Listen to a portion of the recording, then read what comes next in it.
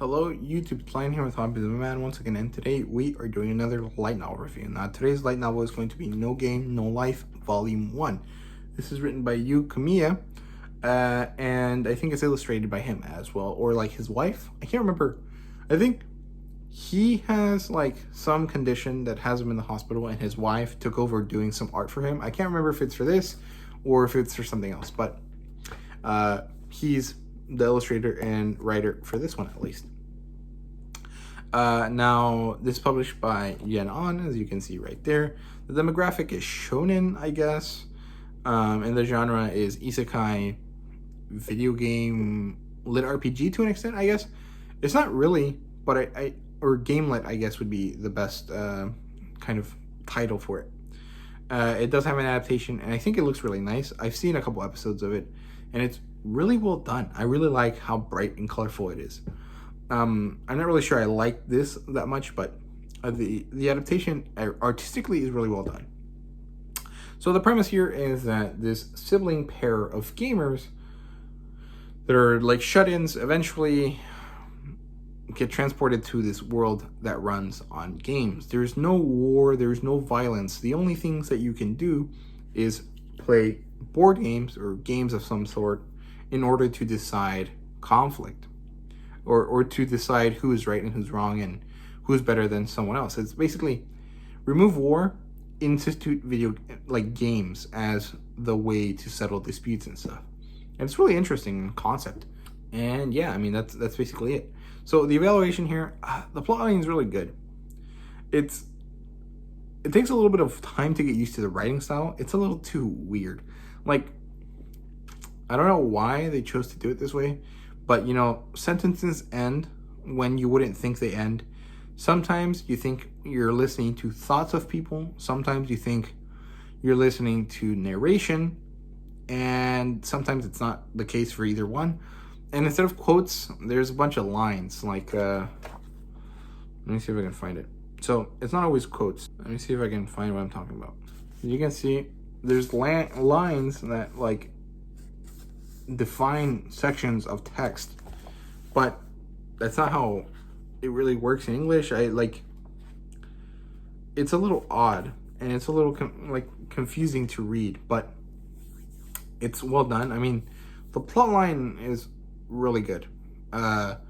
It's really interesting that, you know, these two people are so good at games and like pattern recognition and stuff like that they're able to take over a country.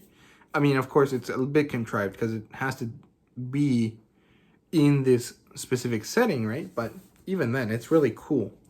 And technically, nothing much happens. There's only two or three things that happen in the first volume.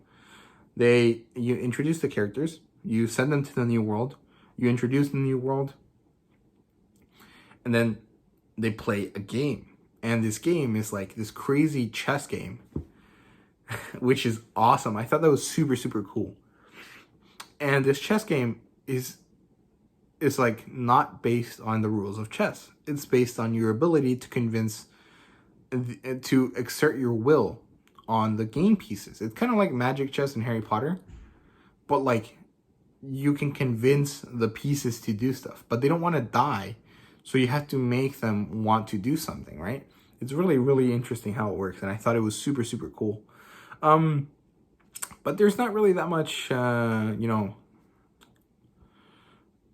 going on in the book. Now, the characters here are interesting. There's Shiro, who is the little lolly character. I think her name is White. I think she's like an albino. I think that's what she's supposed to be. She has really pale white skin, red eyes, and her hair is white. So I guess she can't make pigment, so she'd be albino. And then there's Sora, who's like the 18-year-old, you know, traditional male character. However, he's really good at judging people's character and like understanding what they are. But for some reason, he can't apply that to women, so he's really bad at like interacting with girls, and he doesn't understand how dating works and stuff like that. And then we have one other character who is Stephanie, right? Yeah, Stephanie. And she is like the princess of this country. and she's gonna lose this game, and then Sora tells her, hey, they're cheating, and he takes over because they play a game and he wins and he beats her, and so he's like in charge of her now. And it's pretty funny. There's just this like romance subplot there.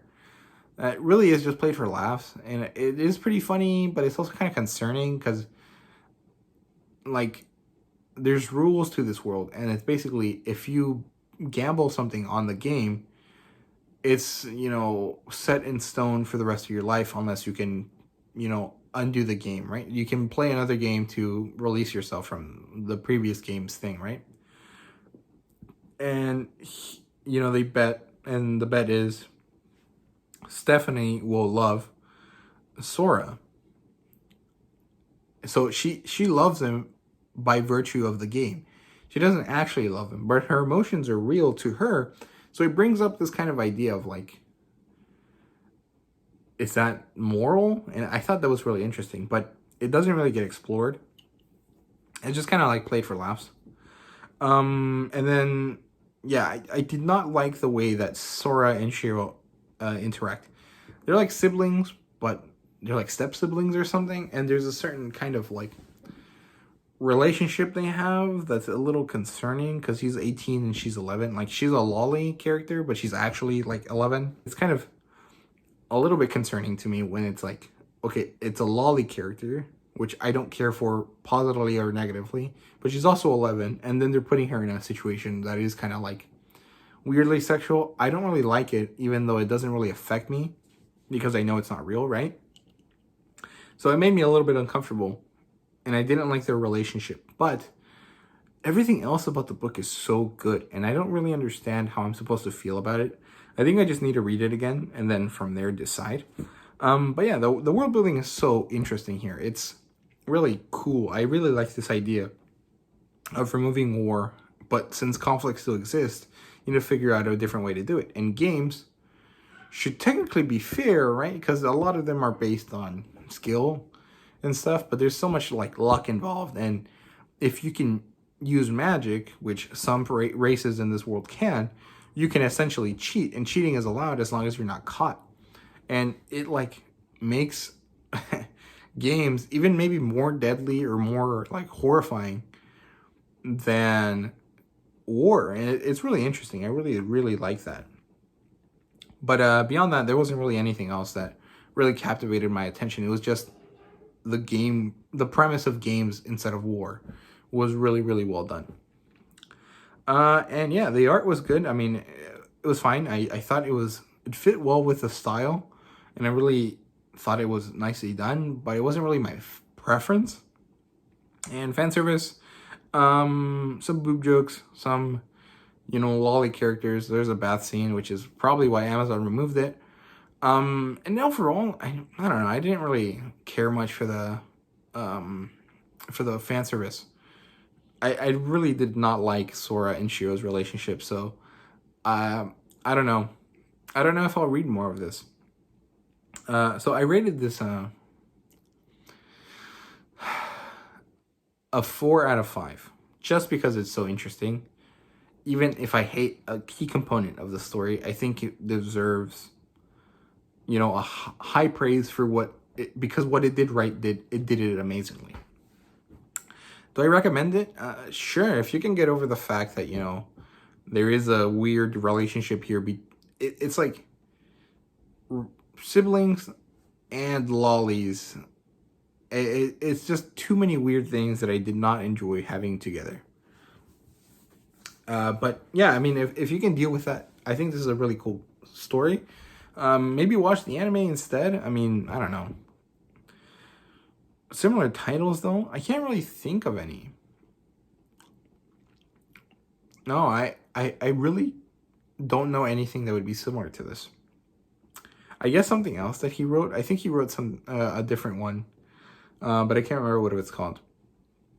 And yeah, I mean, that's basically it for me. Thank you guys very much for watching. I hope you guys enjoyed. If you did, please like, subscribe, and comment down below. Let me know what you thought.